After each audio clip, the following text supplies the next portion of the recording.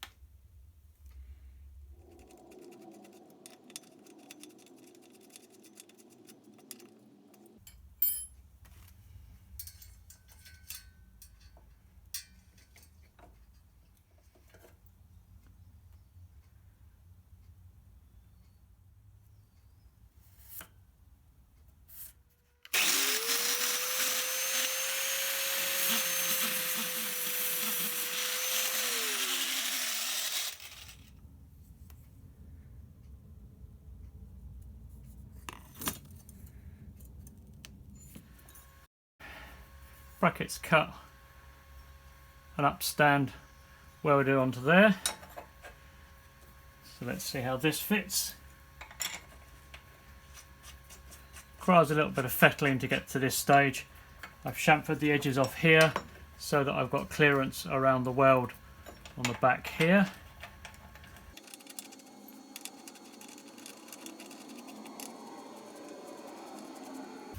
So now I'll take this mounting plate that I've just made out of a flat washer. So that's going to go sit just up here, and that should sit just above the indicator. Putting this on here, the corner of this is hitting into the top of the indicator. So I need to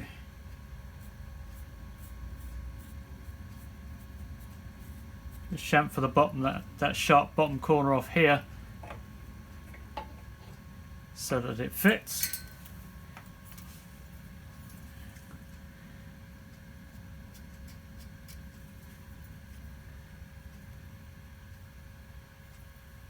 And I've taken the nickel plating off this washer so that it will weld. And the same, I took the mill scale off this bracket before I welded. I ran out of gas in the middle of welding, which has caused me a bit of a delay because I ran out on Christmas Eve. So today's the first day I've had a chance to actually get down and pick up some more gas.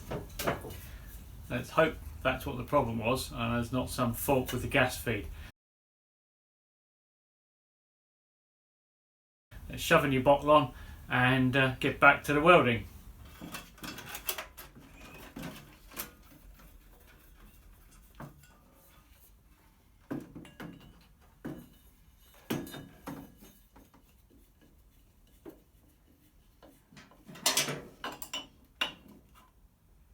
It turned out that not only was I out of gas, well it turns out I wasn't out of gas, actually the problem turned out to be the regulator. So although I needed to change the gas, I already had gas. It meant 2 trips down to the welding shop to pick up bits, and it just put me back by about a week in the build because it's happened over the Christmas break when everything is shut, just when you need it.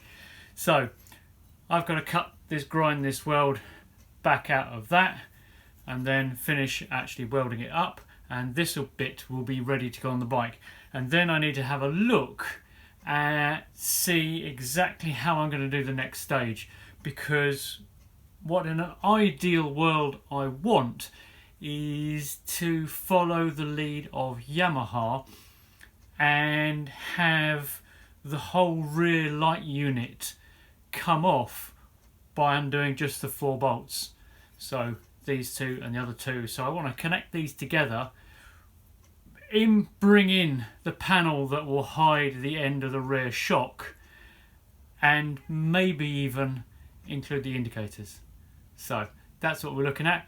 I'll see how time goes, because as I say, I've really been pushed back by this. So I'm going to cut this, re-weld it and get this mounted up, and then we can have a look at what we can do with joining it all together in one piece.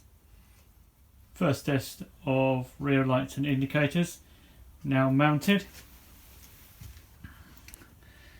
I'm sure there'll be a little bit of tweaking to the brackets still necessary. Still got the bobber, the slammed seat on here. I'm not too worried which seat is on here at the moment, because both seats will be used with this configuration. So at the moment those lights look like they're pointing down a little. Having had a level out on them, I don't think that's true, but if they are, then they're just going to get a little bit of heat applied and a little bit of bending to make sure that they actually sit up. I'm quite sure they need a bit of bending back. I've got to revisit the indicators, because to get them lined up underneath, I've moved the bracket to the inside here. It also means I'm not going to get the single piece, because I could, but those indicators are in about the right position here.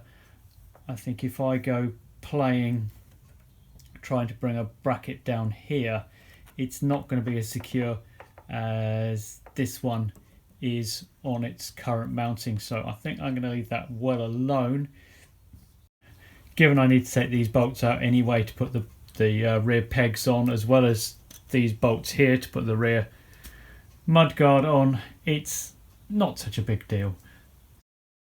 I do need to consider how I'm going to fill this space here, because as you can see, this is visible. It's even more visible with the higher level seats. I need to find some way of bringing something in here. It may be just a simple drop, a plate just dropping back from the seat mountings.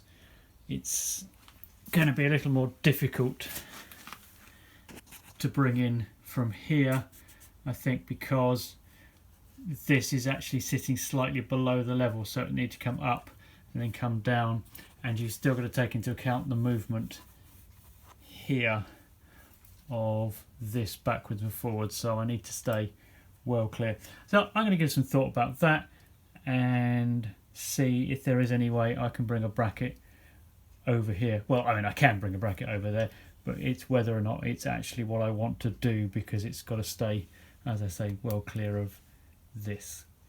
I've been having a think about this area, and I have a conclusion, and that is that this is one of those things, a bit like this rear mudguard, that I can leave in place when I install the full stock rear mudguard, I think, because it doesn't really intrude into this space. I'll have to fit it just to double check that, but I'm thinking it doesn't. And what that means is that I can make use of these mounting points here for the under tray, which have a bit of spare thread left on them, so I can bolt something perhaps to the outside there, because that's a captive nut bolted straight to the frame, so it's nice and secure. And it's just got that plastic for the under tray box that holds the battery and toolkit and all that sort of stuff. So I can bolt a bit of strap steel to it and then just bolt a piece of steel in place. Now that's not too pretty, so I'm going to have to find some way of making that look a little bit better, but to be honest, when it's in black it's probably not going to be all that much noticeable. But I'll see what I feel like something I can do with it. Maybe make some holes in it or something just to make it look a little more attractive than that. And then that leaves me with the issue of the number plate. There isn't anywhere here that I can mount it. There's just not enough room with the slam seat. So as I think I've mentioned before, that really needs a side mount. And again, if I want this all easily removable, then it's got to be up in this area here. And also these lights do have a bit of a number plate light underneath them. I do appreciate this is blocking as it stands, so I might need to do a bit more than that. But this would be the obvious place, because again, if I can attach the mudguard bracket to one of these brackets, the number plate bracket to one of these, then it'll unbolt with the rest. And because we've got the exhaust over here, now this is my preference for having it, is over this side. Now I've cut this is show plate sized rather than full plate sized, but you can see that short of doing something rather strange, there really isn't anywhere over this side of the bike that you could put it, unless you put it somewhere like here. And this is one of the areas I have considered, is to mount it somewhere sort of like semi into the wheel, because that actually brings it into the bike. But then you've got the issue of mounting it and disconnecting it every time I move it back to full mudguard or just a different build. So it's going to have to go this side. And this was my initial thought, was to put it here, because even if you put a full size plate in here, if you tuck it into the wheel a little bit, then and you've got the mounting points that here for the hub that are often used in the aftermarket plate mounting. They often bolt to these, so that would be a possibility. And then I just have to run a number plate light perhaps down to it, but again I'd want something removable. So the more obvious point, and I think where I'm going to put it, is to tuck it in here, and that I can tap in to the indicator bracket. So that's going to be my next job, is to work out the number plate mounting. Obviously a full-size plate is going to stick out a bit more, but there's enough room so long as I keep it clear of this shaft.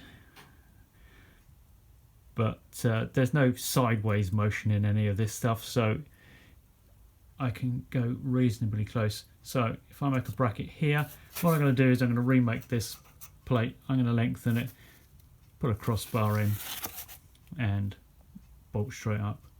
So that's the next job. That's it for today on the build. There's some more work to be done to the rear lights and the indicators. Brackets need some tweaking and so forth to get the look that I want, and I'm still not entirely happy with them, the rear lights sitting upright the way that they do. I think it needs to be faired in a little bit, which is why I've spent this long thinking about how to do them. I think it's not going to happen. I think they're going to stay the way that they are, but we'll see. In any case, in the next stage, I need to make that cover plate for the rear shock. So the first thing I've got to do is put the old mudguard back on to see just how much room I have got under there, whether I can leave a permanent plate in place there or whether I need something that's integrated into the rear lights so it'll bolt off and on. So and we will find that out next time. So thanks very much for watching, and I'll catch you guys again soon.